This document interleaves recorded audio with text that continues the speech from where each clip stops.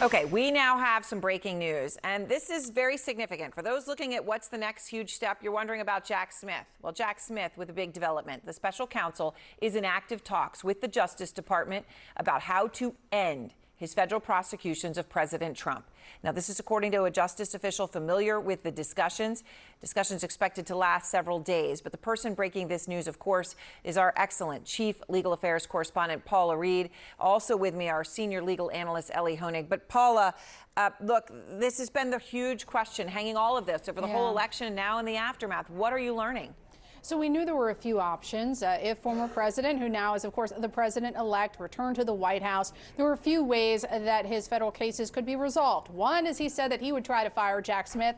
Unclear if he could do that because Smith is not a presidential appointee, but it was expected that his Justice Department would drop these cases. It was clear once he was reelected, he was never going to face trial. Hello and welcome, guys. Adam is here. There is a phrase in the American legal system that carries more weight than almost any other combination of words in the English language: proof beyond a reasonable doubt. It is the highest standard of evidence the law recognizes, the standard that must be met before the government can take away a person's liberty, before a jury can look at a fellow citizen and say, "You are guilty." This has everything to do with our country. When you are guilty until proven innocent, it's just not supposed to be that way. Always I heard, "You're innocent until proven guilty." I've heard this for so long, and it's such a beautiful phrase. In this case, you're guilty until proven innocent. I think that is a very, very dangerous standard for our country. With that being said, I look forward to what she has to say. I also look very forward to what Judge Kavanaugh has to say. I think it's going to be a very, very important day in the history of our country. It is a standard so demanding that prosecutors fail to meet it every single day in courtrooms across this country. Cases that look strong on paper fall apart at trial because the evidence, while suggestive, did not rise to that level. But we knew there was another option, and that is that potentially the Biden Justice Department could try to resolve or wind down these cases before Trump takes office. And a lot of this stems from an Office of Legal Counsel, that is a department within the Justice Department that gives advice to lawyers who work there. This memo that talks about prosecutions of a sitting president, and they are looking very closely at that memo to try to determine how does that apply in this case, where you have two pending cases against a president-elect. Can they continue to move forward? Can they take additional steps? Right now, I'm told they are in discussions. Jack Smith talking with top leaders at the Justice Department about exactly what this looks like. I'm told that Jack Smith is someone who understands that he has to follow. Defense attorneys build their entire careers around exploiting the gap between strong suspicion and proof beyond a reasonable doubt. That gap is where acquittals live. That gap is the space the American legal system deliberately creates between accusation and conviction. Jack Smith, the special counsel who spent years investigating Donald Trump, has now stated publicly in writing, in closed-door sworn testimony, and on live television before the United States Congress, that the evidence his team gathered against Donald Trump meets that standard, not approaches it, not suggests it might be reachable with additional investigation, meets it fully, completely, sufficiently to obtain and sustain a conviction at trial. You need to understand how extraordinary and rare it is for a prosecutor to make that kind of statement in those specific terms about a case that did not go to trial. Prosecutors are trained to be careful with their language, especially when discussing cases that were closed without a verdict. You do not want to be the prosecutor who declared a case was airtight and then had it fall apart. You do not want to overstate the evidence and face professional discipline. Prosecutors at the level of a special counsel investigating a president choose their words with surgical precision. They do not use phrases like proof beyond reasonable doubt or sufficient to obtain and sustain a conviction unless they are absolutely certain those statements are accurate and defensible. Jack Smith did not make this statement once in a moment of passion or frustration. He made it 3 separate times in 3 separate forums, each one more public and more permanent than the last. He put it in his written final report submitted to the Department of Justice. He said it under oath in a closed-door deposition before the House Judiciary Committee. and he repeated it on live television during a public hearing before Congress, looking into the cameras and telling the American people directly that the evidence his team gathered proves beyond a reasonable doubt that Donald Trump engaged in criminal conduct. 3 times, in writing, in sworn testimony, on live television, each statement building on the ones before it, each one closing off another potential escape route for the argument that the case was dropped because it was weak. Smith made these statements deliberately and methodically because he understood that Trump and his allies would spend years trying to rewrite the history of these investigations. He was determined to make that rewrite impossible by putting the truth into the permanent record in every format available to him.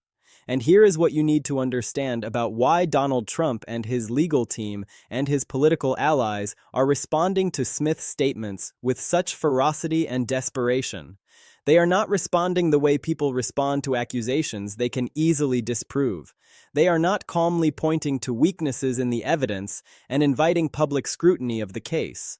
They are attacking Smith personally, demanding he be prosecuted, pushing allies to investigate his conduct, trying to discredit his motives and his character and his professional judgment with a level of intensity that goes far beyond the normal political response to a legal setback. That reaction tells you everything you need to know about how seriously Trump takes the threat these findings represent. Because if the evidence were weak, if Smith's assessment were exaggerated or politically motivated, there would be no need for this level of panic. You would simply point to the holes in the case and let the weakness of the evidence speak for itself. But the evidence is not weak, and Trump knows it. And the presidential shield that is currently preventing prosecution has an expiration date that gets 1 day closer every single day that passes. Let's walk through what Jack Smith actually said in each of the 3 forums.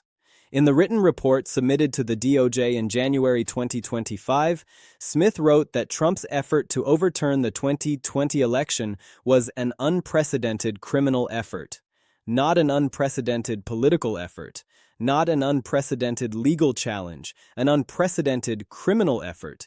That single word criminal is doing enormous work.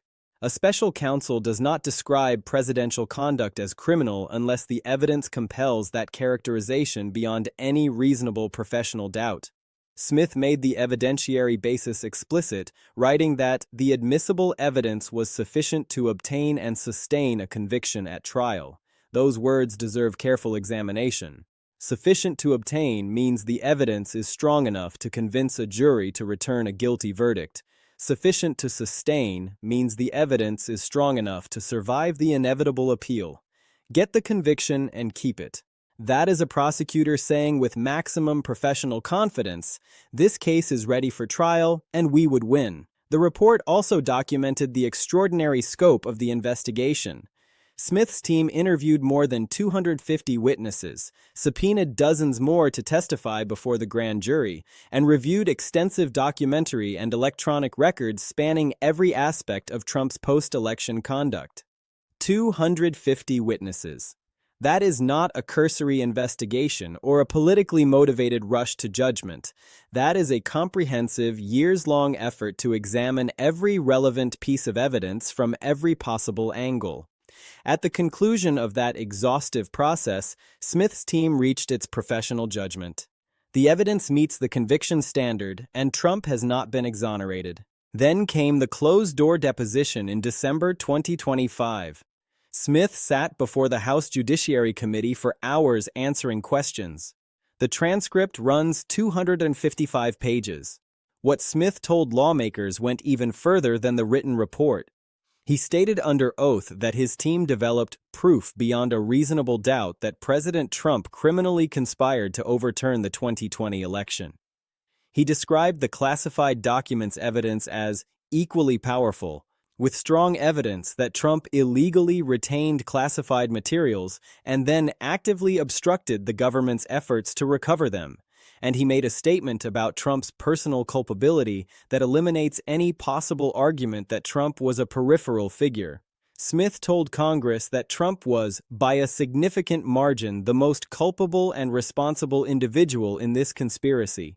That assessment directly demolishes the defense strategy of blaming subordinates and claiming Trump was merely following bad legal advice. Smith is saying, based on the evidence, that Trump was the driving force behind the criminal conduct. He was not following others. Others were following him. Then came the public hearing in January 2026, Smith's first appearance before Congress on live television. He repeated everything under oath on camera for the entire country to see. He told Congress directly that his investigation uncovered evidence beyond a reasonable doubt that President Trump participated in criminal conduct. And then he made a statement that went beyond anything he had said before. Smith told Congress that if he were asked to prosecute a former president on this same evidentiary record today, he would do so regardless of whether the president was Republican or Democrat. That statement eliminates the partisanship argument completely and permanently. Smith is not saying he would prosecute a Republican, but not a Democrat. He is saying the evidence compels prosecution regardless of party. It also tells any future attorney general who might review these files that the special counsel who knows this evidence better than any person alive believes the case should be brought if circumstances allow. What Smith has created is something unprecedented in American legal history. A comprehensive, multi-dimensional prosecutorial record that documents in meticulous detail the evidence against a sitting president and that is specifically designed to survive any attempt to discredit it or make it disappear. The specific language he used, particularly sufficient to obtain and sustain a conviction and proof beyond a reasonable doubt, functions as authoritative professional guidance for any future prosecutor who might inherit these case files. This is not rhetoric for public consumption. This is a prosecutor communicating in the precise technical language of his profession that the investigation is complete, the evidence has been gathered, the legal analysis has been conducted, and the professional judgment of the team that knows this case best is that it meets the standard for criminal conviction. No future prosecutor will have to guess about whether the evidence is strong enough. Smith has already answered that question in the most definitive terms the legal profession allows. He has staked his entire professional reputation on the answer. Trump's campaign to destroy Smith personally, the demands for prosecution, the investigations into his conduct, the relentless attacks on his motives and character, this is itself one of the most powerful pieces of evidence that Smith's findings are accurate. If the evidence were weak, the rational response would be to welcome scrutiny of the evidence itself. You would invite independent review of the case files. You would point to specific weaknesses. You would let the inadequacy of the evidence make the argument for you. But Trump is doing the opposite. He is not engaging with the evidence. He is attacking the person who gathered it. That pattern, attacking the messenger rather than addressing the message, is the classic response of someone who knows the message is accurate and who has no substantive defense against its contents. Smith deliberately built his prosecutorial record in 3 dimensions, written, transcribed, and televised, precisely because he understood that the evidence needed to survive any attempt to suppress it or rewrite its significance. The written report creates the permanent documentary foundation. The deposition transcript adds 255 pages of sworn testimony explaining the evidence and the reasoning in exhaustive detail. The public hearing puts Smith's conclusions on camera in his own voice under oath, permanently preserved in the congressional record and in video archives that will exist for as long as the government endures. Each format reinforces the others. You cannot suppress the written report without the transcript still existing. You cannot discredit the transcript without the video testimony still being available for anyone to watch. You cannot rewrite the history of these investigations when the prosecutor's own words in 3 separate forums, in 3 separate formats, all say the same thing with the same clarity and the same professional certainty. The presidential shield is temporary. It lasts exactly as long as Trump holds the office and not 1 day longer. The moment he leaves office, the shield comes down and the normal rules of criminal justice resume. But the evidence Jack Smith preserved is permanent. The written report does not expire. The deposition transcript does not expire. The video testimony does not expire. The grand jury materials do not expire. The witness interviews and documentary evidence gathered over years of investigation, all of it is preserved in the prosecutorial files, authenticated and cataloged and ready for use, waiting for the day when a future attorney general opens those files and decides whether to act on the assessment of the special counsel who compiled them. Smith understood this from the beginning. Everything he did in the final months of his investigation was designed to ensure that the evidence would outlast the shield. He preserved it in writing so it could not be denied. He put it under oath so it could not be dismissed as speculation. He set it on live television so it could not be hidden from the American people. The shield is real, and it is protecting Trump right now from the criminal trial that Smith says the evidence demands. But the shield has an expiration date, and on the other side of that expiration date, documented and preserved and waiting is a prosecutorial record that a former special counsel has sworn under oath meets the standard for criminal conviction. That record is not going anywhere. It will be there when the shield comes down.